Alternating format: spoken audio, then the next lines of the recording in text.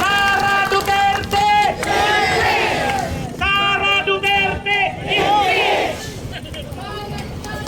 Maraming salamat! Maraming.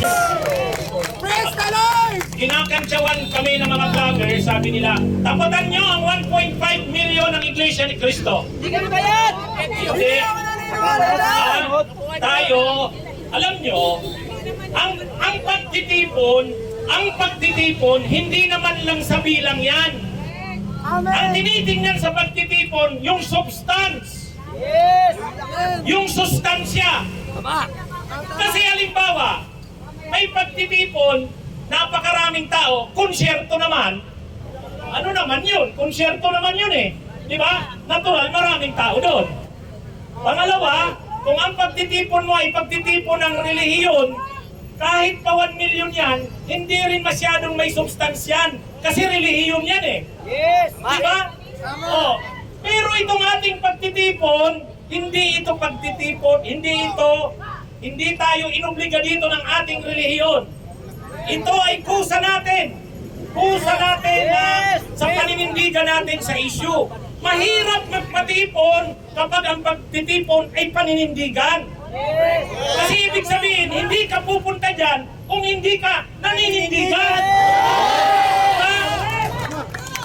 Kung umaattend ka sa isang malaking pagtitipon, konsyerto naman, ay hindi, konsyerto yun eh. O kaya, kung umattend ka, nanawagan ang El Shaddai, nanawagan ang iglesia, dala na yan ng relihiyon. Ay siyempre, pag kinumand mo, relihiyon yan, usapin yan ng Diyos. Mahirap kung pahindihan yan. Di ba? Oh. Pero tayo dito, hindi. Paninindigan ang nagudyok sa atin na pumunta dito. Katulayan, kanina pa, ang daming lumalapit sa akin. Ang dami nga, senior citizens eh. Sabi, attorney, pumunta ako dito. Talaga lang gusto kong sumuporta sa laban ninyo. Tingnan nyo yan! Yan ang paninindigan ng mga pumunta dito. Marami rin mga galing sa abroad. May Japan. Si Mrs. Bailosis, Japan yan. Yung nagsalita kanina, Japan, may galing US. Pumunta sila dito. Nabalitaan itong pagtitipon natin. Pumunta sila dito. Paninindigan yun. At lalong wala naman tayong pera na pinambay. Sa totoo lang, nung ino-organize namin ito, nila Admin Rich, sila Mami Ping, sabi ko, ang bunyog sa Metro Manila, kaya namin kahit 5,000. Kaya lang sabi ko, ang kailangan natin dyan, pamasahe man lang, o kaya sasakyan. Wala naman kaming nakuha ang pamasahe man lang o sasakyan eh. Kahit piso.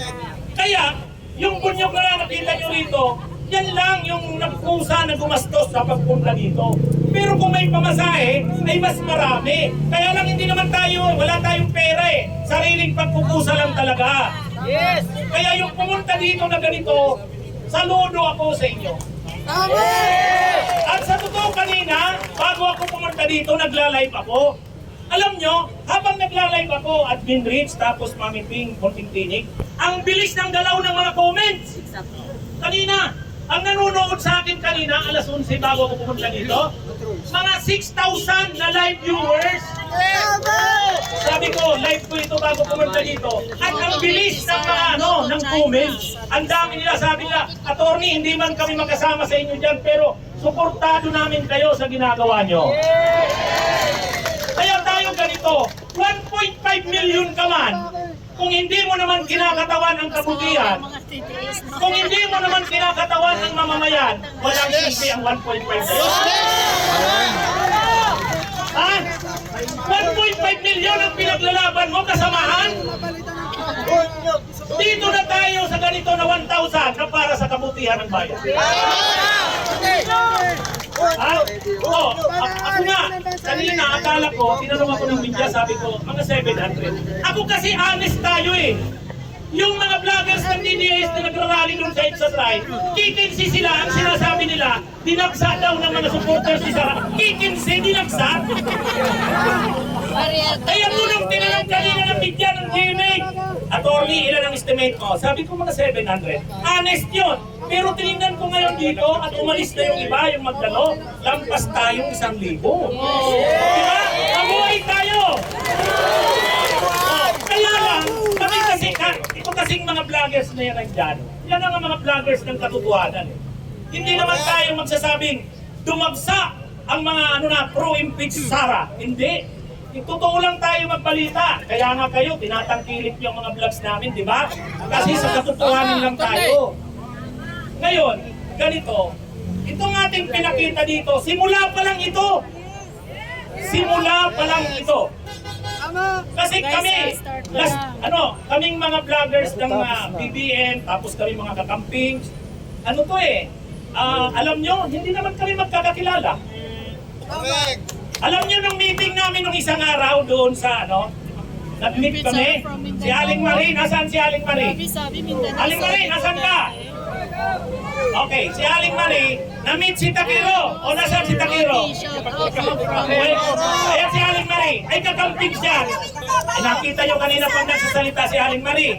Ay nakita niya si Takiro Miyamoto. O si Takiro, magkalaban sila nung eleksyon.